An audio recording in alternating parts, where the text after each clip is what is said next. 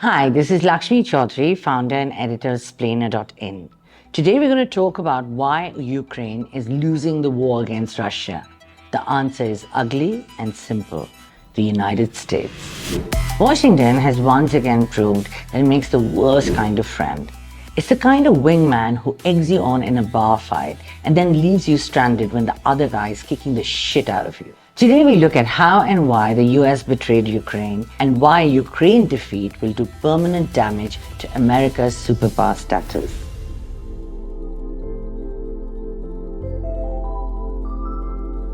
First, let's look at how the tide turned against Ukraine in this war. In 2022, the first year of the war, everything went Ukraine's way on the battlefield.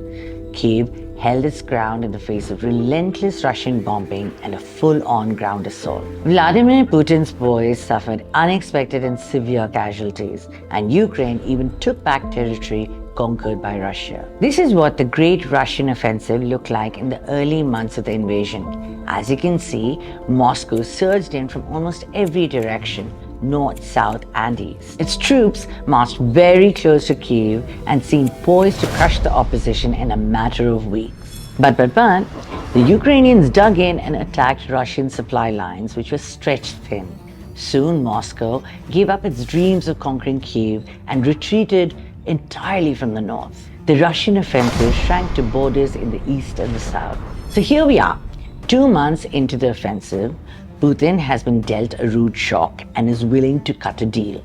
According to Ukrainian officials, the war could have ended right there. Zelensky was ready to consider a deal where Kyiv would abandon the plans to join NATO if Moscow withdrew its troops. Experts claim they had 98% of a peace agreement ready. But the Western allies encouraged Zelensky to reject the deal.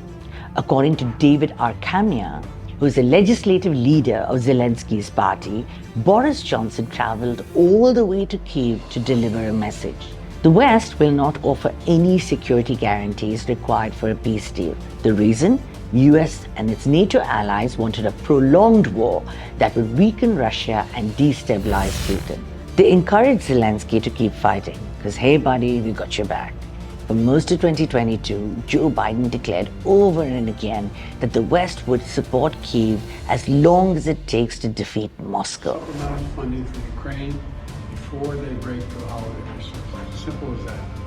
Frankly, I think it's stunning that we've gotten to this point in the first place. All that self-confidence quickly dissipated in the summer of 2023. That's when Ukraine launched a counter-offensive and hit a Russian brick wall.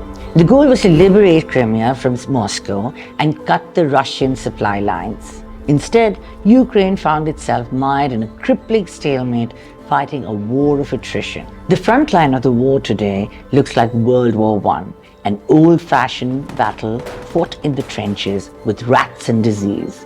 Ukrainian soldiers are exhausted and demoralized, stuck in a bloody game of ping-pong. Fighting constantly to hold the line against repeated Russian assaults.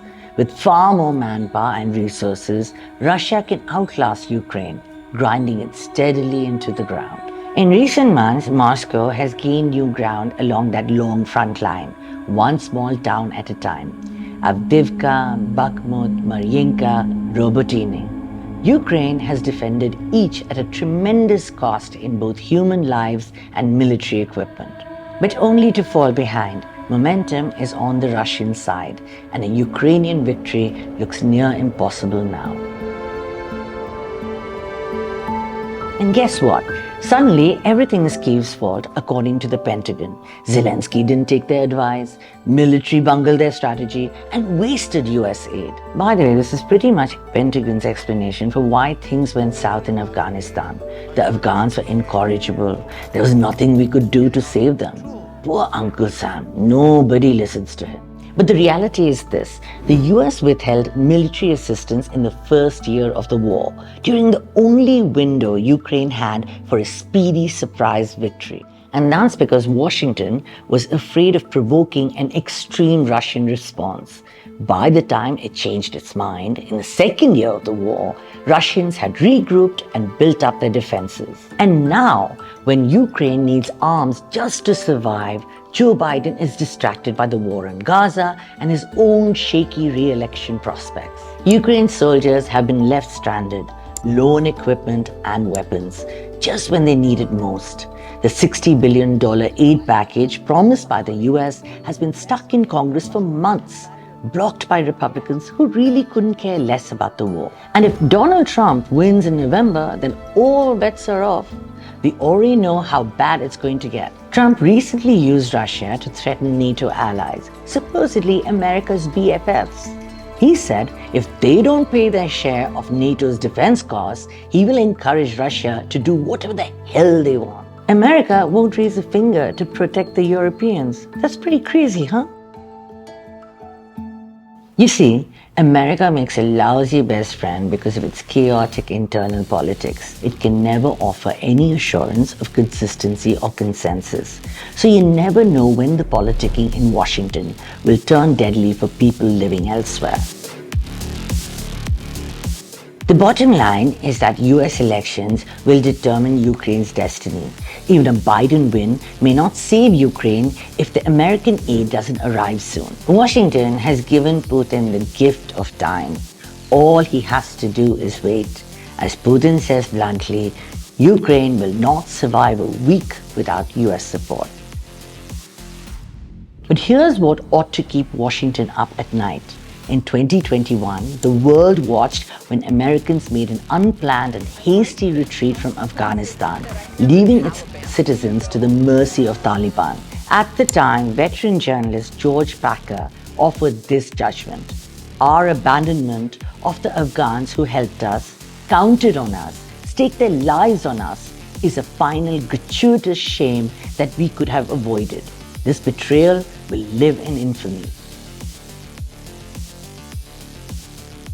More recently, Anne Applebaum brutally summed up what will happen if the US fails Ukraine. An even deeper, broader shockwave would be triggered by the growing realization that the United States is not just an unreliable ally, but an unserious ally, a silly ally. We will convince millions of Europeans that we are untrustworthy. We will send a message to Russia and China too, reinforcing their frequently stated belief that the US is a degenerate, dying power. Thank you for joining us today. I'll be back with the next installment of our video explainers very soon. Be sure to click on the link in the description for a free subscription to Splainer and download our app for the best experience. See you soon.